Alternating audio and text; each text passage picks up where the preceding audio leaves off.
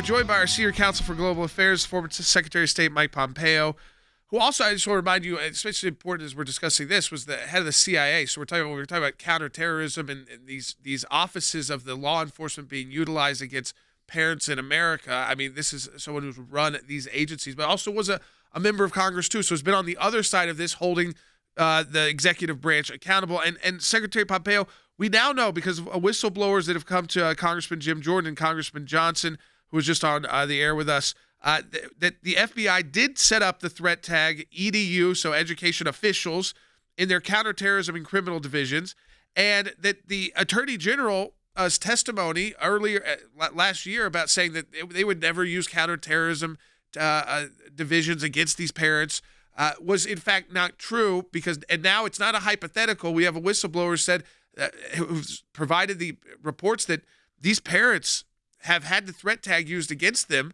They've had the FBI come investigate them simply for voicing an opposing view at a school board meeting.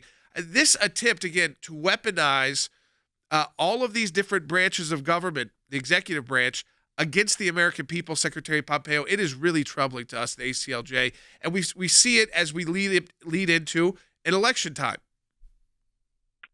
Jordan, it's absolutely deeply troubling. It's worse than that. This is using the full power of the United States government, the investigative power, the capacity to go out and intimidate by showing up at the door and threatening people who are just out there trying to take care of their kids. Parents are simply trying to make sure their kids get taught the right things in school and they're not being taught junk in their schools. And for the life of me, I cannot figure out why. I cannot come up with a good motive for why this administration is so focused on this when with all of the challenges we have, whether it's jihadis abroad or folks coming across our southern border. For the life of me, I cannot figure out a good motive for why it's the case that they are so stuck on investigating parents. It's abhorrent. It's deeply inconsistent, both with what the Attorney General said and with the basic tenets of American privacy and freedom. I am confident that the ACLJ will keep at this, chasing documents, making sure we find out why it is the Attorney General didn't know this was going on, or worse, he did, and he didn't tell the American people the truth. I'm confident you all will be an important part of rectifying what appears to be a truly abhorrent policy from this administration. You know, Mike, when you look at the way this has gone down, you got this EDU officials tagged by the counterterrorism and criminal divisions of the Department of Justice. Then you have the Biden administration setting up a disinformation governance board where they're going to, determine what's appropriate speech and what is not appropriate speech. So it looks like to me, when you take these two actions, they are really focusing, Mike, on squelching the constitutionally protected free speech rights of American citizens. That seems to be the target right now. Yeah, I don't think there's any doubt about that. And you mentioned, right, these places, these particular places, the Counterterrorism Division and the Criminal Division of the Justice Department. They have very defined missions. And their mission is far afield from somebody standing up at a school board meeting, speaking on behalf of their child, trying to just get it right for their kids. You may disagree with them. It may be about a mask and you disagree. It may be about some subject matter. But to put the criminal division of the Justice Department and the counterterrorism of the Justice Department, to sick them on these people is truly dangerous. Combine it with this truth-squelching disinformation board. And you're right, Jay. The risk is what they are trying to do is to undermine these basic freedoms that these parents have.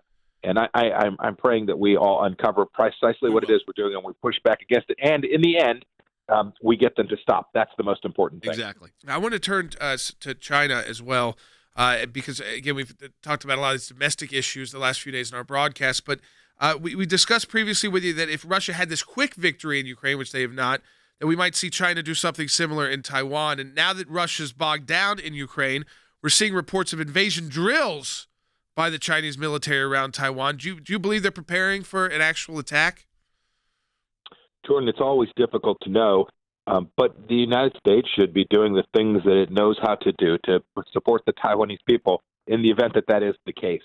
And I've long thought that Xi Jinping was less likely to do it than others by military force. He wants to reunify Taiwan for sure, but I've often thought he would use the other tools, kind of like what he did with Cardinal Zen yesterday, right? Just putting pressure on religious leaders, pressure on political leaders, and ultimately getting them to bend a knee to his authoritarian dictatorship. But these drills are certainly ominous. They are certainly suggesting that he is making sure that his military is more capable than the Russian military has proven. And we should never underestimate Xi Jinping's full capacity, the capability that he has, and his intentions with respect to Taiwan. He is determined, and I don't think for a moment that what's happened in Ukraine is going to slow him down or prevent him from achieving what he ultimately wants to achieve. The only thing that will stop it is the Japanese, the South Koreans, the Australians, and the United States of America helping Taiwan, giving them the tools they need to defend their own sovereignty. I know they'll fight. We need to give them the tools to do that in advance of the invasion, not as we did in Ukraine after so much death and destruction. Let me ask you a quick question on the Ukraine front also. How do you see the status of that right now? Russia now moving towards Odessa. I mean, Putin not showing up yesterday at this big hockey match. I don't know what to read into that exactly. Where do you see things? Boy, it looks like we're going to see more of what we've already seen, Jay, right? Clearly, Putin's initial set of objectives to destabilize and overthrow the Zelensky government at the outset of the campaign failed. He didn't achieve that. But that's not going to deter him. It's not going to change his ultimate objectives. He will still try to do everything he can to destabilize and put a puppet regime in place inside of Ukraine.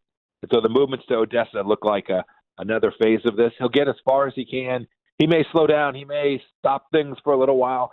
It may feel like there's a calm, but it is almost certainly the calm before the next storm, absent American deterrence and the capacity that Europe has to deliver what the Ukrainians need to defend themselves from this thug. I pray that they don't lose sight of that. If Vladimir Putin should stop and take a break, it is not to stop his campaign. It is only to regroup. You know, you wrote a piece, final question for you, Secretary Pompeo, on China again.